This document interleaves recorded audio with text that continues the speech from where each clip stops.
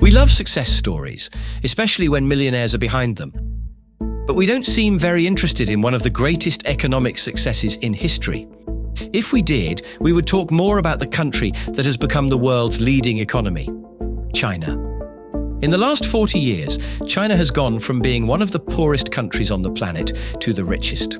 In those 4 decades, China has lifted more than 850 million people out of extreme poverty, an unprecedented humanitarian milestone. But for the most part, we continue to turn our backs on them. It would make sense to be a little curious. How did they do it? What do they have that we don't? How can we benefit from their experience? The lack of attention to China's progress is suspicious.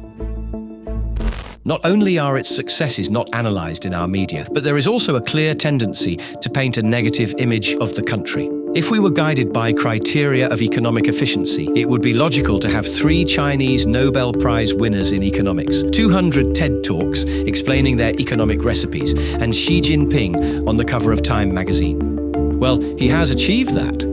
Is all this bad press justified, or is it just an attempt to hide something from us? A common explanation for China's growth is to give credit to capitalism. But the truth is, no capitalist country has grown anywhere near as fast as China. So it must be something else. One of its singularities is the role of the state in the economy. State-owned enterprises account for about 1/3 of China's GDP. The government also owns the land, which it leases or rents out to farmers, companies, etc. The banking sector is mainly controlled by the government. The 4 largest banks in the world by assets are owned by the Chinese state. There is a tendency to associate the independence of the financial sector with dynamism, creativity, and progress. In China, however, the stock market has little real impact on the economy. If one looks at the evolution of the Chinese stock market, one finds a basically stable plateau. Its capitalism is not financial. It is not based on speculation. It is eminently industrial and productive. You could say that the Chinese Communist Party follows a successful form of socialist capitalism. China is a market economy, and it's a vibrant market economy, but it is not a capitalist country. Here's why. There's no way a group of billionaires could control the Politburo as billionaires control American policymaking. So in China, you have a vibrant market economy, but capital does not rise above political authority. How has the People's Republic avoided some of the great problems that afflicted other socialist models, such as the Soviet one? Above all, corruption and a lack of dynamism in the economy. First, by opening up to free trade. There are Chinese billionaires. China is largely capitalist. Dynamism and creativity are rewarded, encouraged, and supported by the government. But the weight of the state and its ability to regulate and plan the economy is greater than in most capitalist countries. What about corruption? Everything indicates that there is a lot of corruption in China, but there is also a lot of corruption in the West. China counters corruption, among other measures, through internal competition between cities and territories. Economist Ku Jin talks about the mayor economy. China is not just a centralized system. That's what we all think.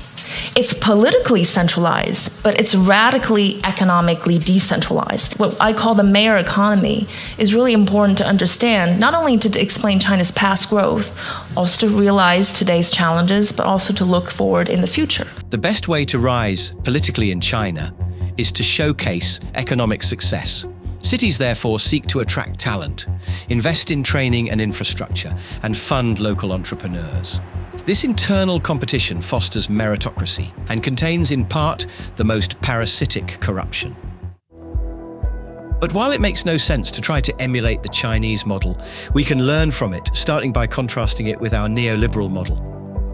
Since neoliberalism was imposed as an economic doctrine in the 1990s, the United States has seen its life expectancy stagnate, its inequality increase by 7 points according to the Gini coefficient, its political system become a de facto oligarchy, and it has lost its leadership as the richest country in the world, according to the Purchasing Power Parity Index.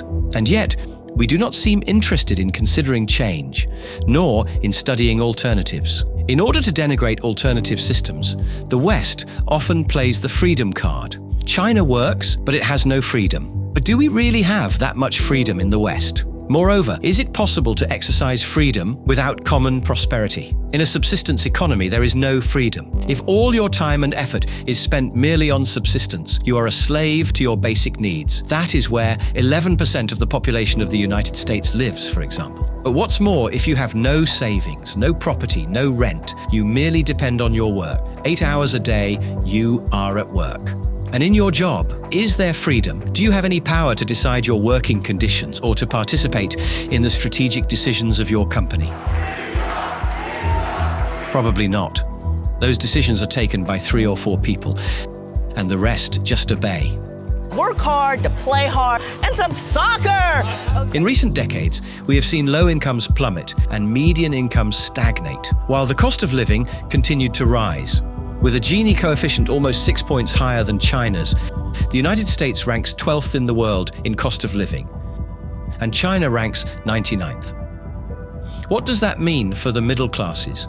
If you have a higher purchasing power and much lower living costs, your quality of life and your chances of achieving some financial freedom increase considerably. It is also reasonable to associate our loss of prosperity with the rise of the ultra-right. In the face of this phenomenon, it is significant how playing the freedom card has lost its effectiveness. It is well known that he admires dictators, wants to be a dictator on day one, according to himself. Kamala Harris accused Trump of being a threat to freedom. But the impoverished classes must have thought, what freedom are you talking about? My freedom is taken away by the bank every month.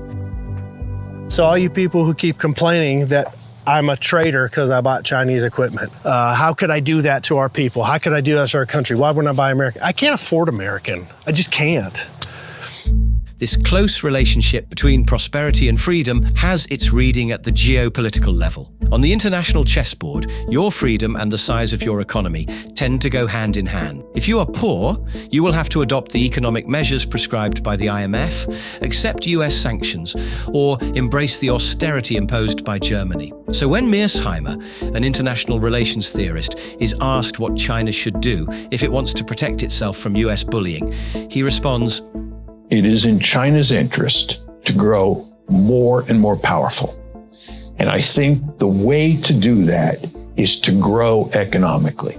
It's to develop sophisticated technologies. It's to become the #1 country in the world in terms of producing cutting-edge technologies and to have the biggest economy on the planet."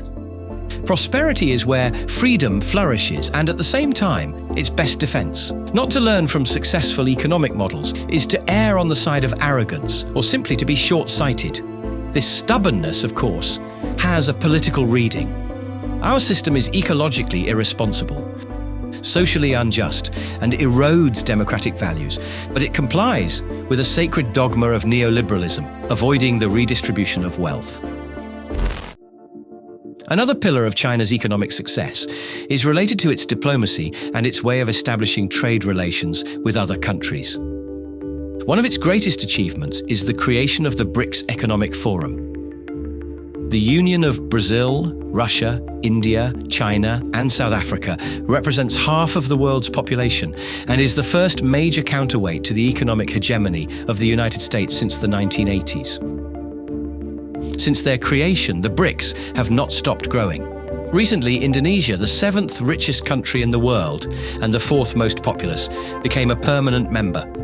One of the major objectives of the BRICS is the so-called de-dollarization of the economy. The dollar is the global currency of exchange. All economic transactions between countries are conducted in dollars. This gives a huge structural advantage to the United States. But again, the rise of China as the main trading partner of many countries has challenged the system. Both the BRICS and Mercosur aim to replace the dollar with national currencies in their trade transactions, thus pushing for a new, fairer financial architecture. China's other major international cooperation project is the so-called Belt and Road Initiative, or New Silk Road. This is the most influential economic development project in recent history, with a Chinese investment of close to $1 trillion. One of my favorite initiatives in the world is the Belt and Road Initiative.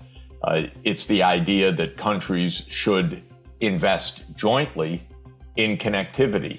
So when the leaders meet, they should talk about these real things. According to a World Bank report, the new Silk Road is on track to lift 7.6 million people out of extreme poverty and 32 million out of moderate poverty. This ambitious Chinese initiative is driving the global economy forward on the premise of negotiating, building, and sharing together. I wish we had something similar in the United States. We need infrastructure in our country. It's regrettable that we don't, and I mean that quite seriously. It's quite regrettable. But as tough as the competition with China is, the main problem for neoliberal economies is ourselves. Our insistence on extracting wealth from the lower and middle classes is leading to dangerous social unrest. At the moment, the elites have managed to channel discontent and dissent with neo-fascist proposals, promising magical solutions and blaming democracy, immigrants, or enemy powers for all problems. Anything rather than changing the model and distributing wealth. The far right cannot and will not bring collective prosperity. Si vos vas al casino y perdés todo, te digo, ¿qué respuesta? Si fuiste al casino. So much so that social discontent can only increase. Meanwhile, China is betting on technological innovation like no one else. We can just recall what the emergence of the Chinese AI DeepSeek has done. A simple app has put the most advanced industry in the US in check, revealing at the same time the weaknesses of a speculative economy with a tendency to create financial bubbles. China has made an unprecedented commitment to education, research, and development. According to the prestigious Shanghai University ranking, 15 of the 30 most prestigious universities in the world in electronic engineering are Chinese, and in nanotechnology the figure rises to 25 universities in the top 30. It is only a matter of time before the small technological gap between China and the US relative to semiconductors disappears. Meanwhile, thanks to strategic government decisions, China is leading future industries such as electric mobility and renewable energies. The Chinese economic model, with its fusion of capitalism and socialism, is undeniably efficient, but we refuse to learn from it and insist on our mistakes. You know what I have learned, Elon? The people are smart. They get it. Yeah, they do, actually. They get it. Yet, there is room for hope. According to Thomas Piketty, if inequality did not take hold quickly after the Second World War, it was partly because of the fear of new wars and the fear of the example set by the Soviet Union. The role that the Soviet Union played in the post-war period could be played by China in the 21st century. A counterpower that would force us to modulate our policies, prioritizing economic efficiency, social cohesion, and collective prosperity over extraction and inequality. And while benign superpowers have never existed, competition between superpowers can generate geopolitical balances that benefit the quality of life for many of the world's citizens. Time will tell if this is the future that awaits us. In the meantime, we can only hope.